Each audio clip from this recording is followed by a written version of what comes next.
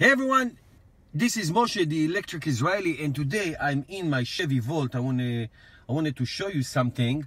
As you know, the Chevy Volt, like many other cars, come with Apple CarPlay, whether it's Android or Apple iPhone.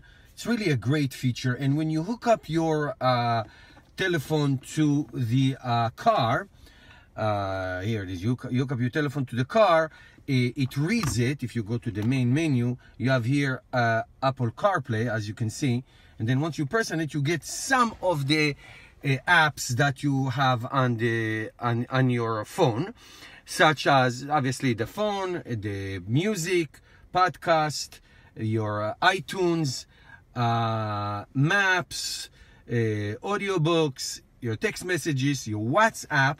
So at the beginning, when I got the car almost 3 years ago, if you wanted to see the map, because I have the base model, I don't have the navigation, and even if I did, I never used the car navigation. Even in the Tesla, I rarely use it. You have the map. It comes with the Google Map, which is all nice and good, but and then you can see, but that doesn't. It's not as good as Waze, which gives you the traffic and alternate routes. I mean, Waze have literally saved my life, almost literally, for getting us out of situations. So last week, just by accident, I didn't even look for it, realized that Waze is on. I have Spotify, I have my Yankee, my Major League app, and Waze is up. It's unbelievable. I was so happy to see.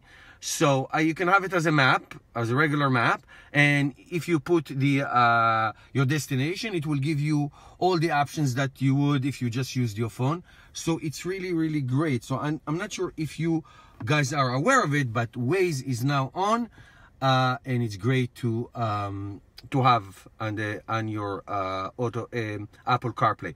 So if you have other icons that you not icons, apps that you can use, please share with us so we will know if we can get them. All right, that's it, guys. Short and sweet.